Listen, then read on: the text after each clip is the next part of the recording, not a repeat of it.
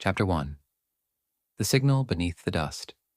The sky over Ashwild burned orange, with static haze. The once proud towers of human civilization had collapsed into twisted metal and stone. Rusted skeletons of machines lay buried under ash and vines, whispering remnants of a species long extinct. And in the middle of it all walked Rune, silent, alert, and alone. She was a fox, her fur a blend of flame orange and dust gray. A deep scar ran down her right eye, a mark from battles she no longer spoke of.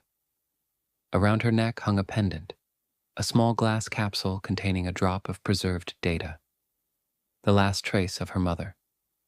Rune had walked the wastes for many seasons. She didn't belong to any tribe.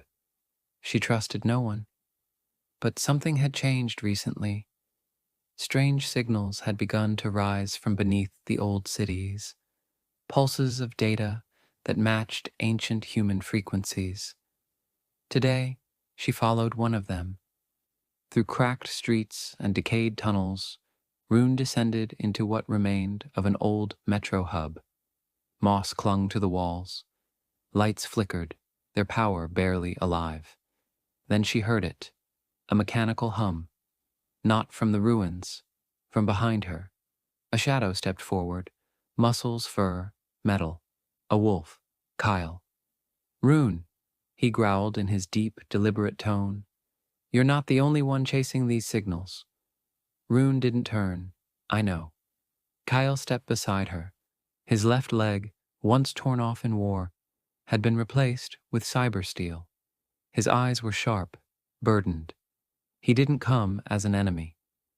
"I saw the tower flicker last night," Kyle continued. "It's not a glitch." The silence is waking up. Rune's ears twitched. She finally looked at him. "We need help." From above, talons scraped metal. A pale shadow soared down and perched on a broken terminal. Nira had arrived. Her feathers shimmered silver, though many were frayed with age. Her eyes, black and glassy, saw more than what was in front of her. "The data trail leads north," she said, voice like a whisper through static. "To the iron spine." Kyle grimaced. "That place is crawling with echo units." "Then we'll need Zin," Rune added. The group turned toward the darkened corridor. Moments later, a flicker of motion slithered from the shadows. A black-scaled cobra, eyes glowing with digital light.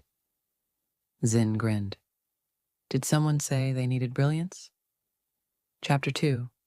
Echoes of the Past. The four of them stood in the dim silence of the metro station. Not allies, not yet, but bound by something bigger than trust. Rune glanced at each of them in turn. Kyle, with his cold, mechanical patience, and eyes that scanned like a soldier assessing weakness. Nira, calm and unreadable, her feathers twitching only when her inner calculations shifted. Zin, twitchy, smiling, but too quiet beneath the arrogance. She didn't trust them, not entirely. But she had seen what waited out there, and no one survived alone anymore. Later, at the surface, they gathered around a makeshift terminal inside a crumbled power station. Zin had jury-rigged it using scavenged wires, an ancient tablet, and a broken drone's antenna. Sparks flew every few minutes, but it worked. Barely. "All right," Zin hissed, his forked tongue flickering as he spoke. "I've decrypted the broadcast Rune was chasing. It's not just a pulse. It's a message." Nira tilted her head. "From who?" Zin hesitated, then tapped a few keys. A voice played, distorted and hollow. Female, but modulated. "Eden core activated. Subject protocol. R14. Viable. Directive initiated. The bloodline must survive. Silence must evolve." Rune froze. Kyle looked at her. "R14? Rune's eyes narrowed. "My mother was designated R13 in the Eden core experiments." Nira let out a breath. "Then it's not random." The silence. It's calling to you, Zin chimed in.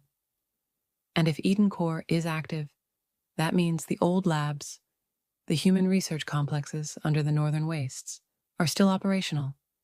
That's pre-fall tech, AI genetic archives, power grids, or weapons, Kyle added grimly.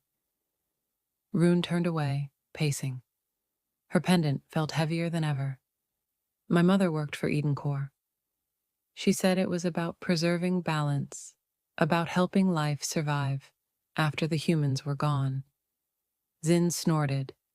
She forgot to mention the part where they tried to become gods. Maybe she didn't forget, Nira said. Maybe she changed her mind too late. Kale stepped forward, his metal paw thudding. This changes things. If the silence is using Eden Core to reactivate itself, then it's not dormant anymore. It's thinking. It has a plan. Rune's voice was quiet. And I'm a part of it.